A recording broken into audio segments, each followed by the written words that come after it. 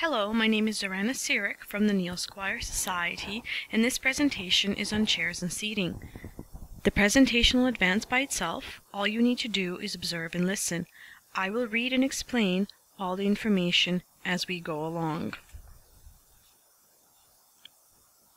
Chairs and seating. In this presentation, we will discuss the following: chair features, range of adjustability, and adjusting your chair to fit your needs.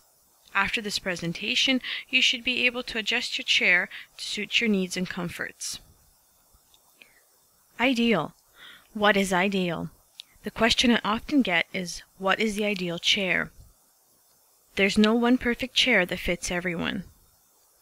On this slide, I have included two images of two different chair models. There is a wide range of chair models available on the market. Throughout this presentation, we will discuss the important features to look for when selecting your chair for your classroom, work, or home needs. Chair selection. There are a few points to consider when selecting your chair. The type of task being done in the chair is very important, whether it's reading, writing, or computer-intensive work. Your body type, size, disabilities, and personal preferences will play a large role in chair selection. Another point to consider is whether or not multiple users will be using the chair. If so, more adjustability options are preferred. The types of adjustments, how they're made, and how the chair is constructed will greatly influence your chair selection as well. The cost is a primary factor in determining chair selection, especially if you're purchasing your own chair.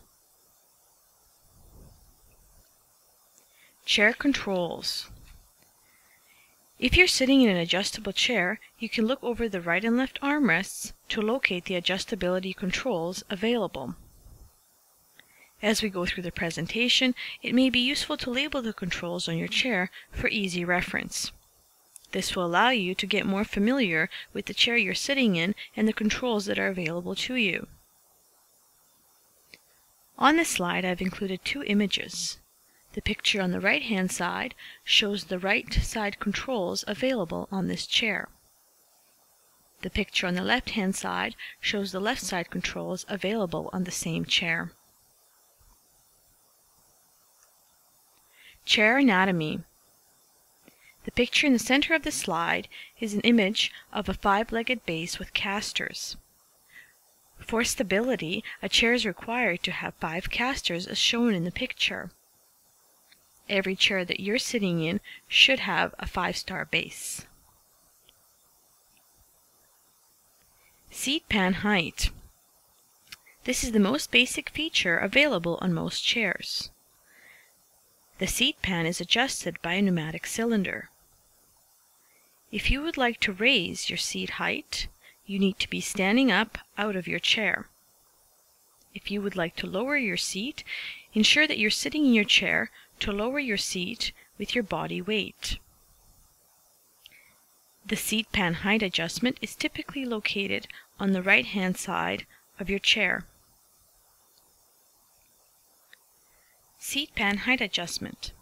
If you stand in front of your chair, facing the backrest, you can adjust the seat pan height so that the seat pan is below your kneecaps. You can use this little trick to help you set the seat pan correctly for your height. The picture on the left-hand side of the slide shows a chair with a red arrow. The red arrow indicates the distance between the floor and your kneecaps. You want to make sure that the seat pan is set below your kneecaps. Seat pan. A few points need to be considered when selecting your seat pan. They include the contour, width, depth, front edge, and fabric covering. The contour refers to whether or not the seat pan is flat or more shaped. This will depend on your personal preferences. The width of the chair will be influenced by whether or not multiple users will be using this chair. The depth is the distance between the back of your seat and the front edge. The front edge of your seat pan should be sloped and curved without hard surfaces. The seat pan should be covered by a light breathable fabric that's easy to clean. On the slide on the right-hand side, I have included an image of a seat pan.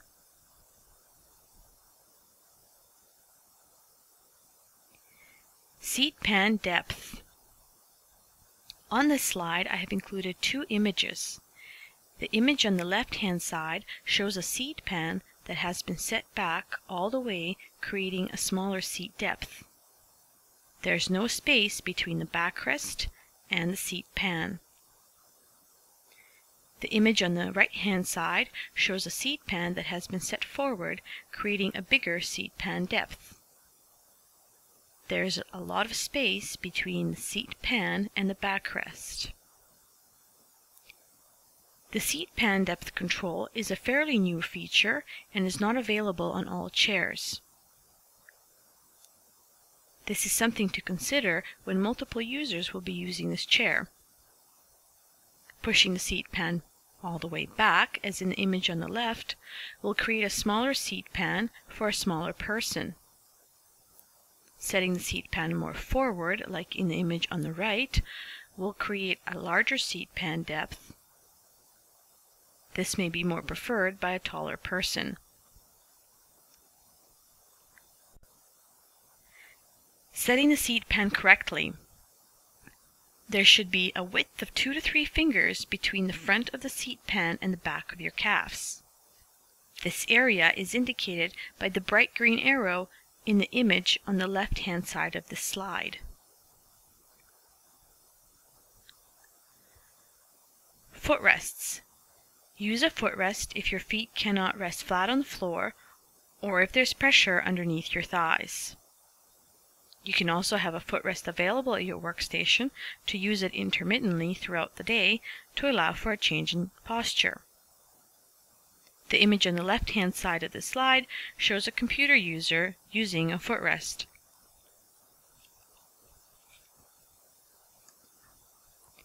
Backrest considerations. When selecting your chair, a few points regarding the backrest need to be considered. Backrest size varies from high to medium to low. The contour of the backrest will be very influenced by personal preferences. A very important question to ask yourself when trialing different chairs is whether or not the back feels supported by the backrest. On this slide, to the right, I have included an image of a high backrest with minimal contour. Backrest contour and size. On this slide, I have included two images. The image on the right shows a high backrest with contour. The image on the left shows a low backrest with minimal contour. When selecting a chair, your backrest choice will greatly be influenced by personal preferences, disabilities, and the types of tasks being done. Backrest height adjustment. Most backrests can be adjusted in height. The backrest typically slides up or down, or is adjusted by a hand-controlled knob. This knob is typically found at the back of your chair. I have included two images on this slide. The image on the left-hand side shows a backrest that has been adjusted all the way up, creating a large space between the backrest and the seat pan. The image on the right shows a backrest that has been lowered all the way down and is in contact with the seat pan. Lumbar curve. Adjust the backrest height to provide support to your lower back such that the lumbar support is in line with the lumbar curve of your lower back. This area is indicated by a light green arrow on the image on the left-hand side. Chair tilt. It is important to remember to occasionally tilt the chair forward or back to relieve pressure on the underside of your thighs.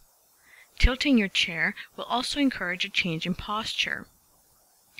The gray arrow in the image on the left-hand side of the slide shows the direction of the chair tilt.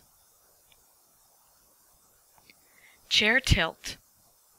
The image on the right-hand side shows a chair with both the seat pan and the backrest tilted all the way back. The image on the left-hand side shows a chair with only the backrest tilted back. The chair tilt options will depend on the chair model. It is important to familiarize yourself with the adjustability controls available on your chair. Armrests. An important question is, should they be used? Armrests should be used between activities to rest your elbows and forearms. Armrests should not be used while typing or doing mouse work. When selecting your chair, particularly if multiple users will be using it, the ease of removal of the armrests is very important. Another point to consider is the range of adjustment available on the armrests. The armrest should be adjustable in height and pivot. Armrests should be covered by adequate padding with no hard surfaces or edges. On this slide, I have included an image on the right side of a typical set of armrests on an office chair. Armrest height. Adjust the armrest height throughout the day to suit the tasks you are doing. On this slide, there are two images. The image on the left shows a chair with the armrests lowered all the way down. The image on the right shows a chair with the armrest adjusted all the way up. When selecting your chair, you should ensure that the armrests have a range of height adjustment. Headrest. When selecting a chair with a headrest, a few points need to be considered. This includes the range of forward adjustment. You want to ensure that the headrest is comfortable and provides support for your head and neck. The range of height adjustment is very important if multiple users will be using the chair. Another point to consider is whether or not the headrest can be removed. Chair and workstation relationship. The picture in the center shows a workstation setup. It is important to remember that there is no ideal setup for everyone. It's important to change your posture throughout the day. The presentation covered here today, along with the presentation called Introduction to Ergonomics, can together serve as a tool to help you set up your workstation in a classroom and at home. This concludes our presentation on chairs and seating. If you have any questions on this presentation, please do not hesitate to contact your assigned facilitator. Thank you for attending.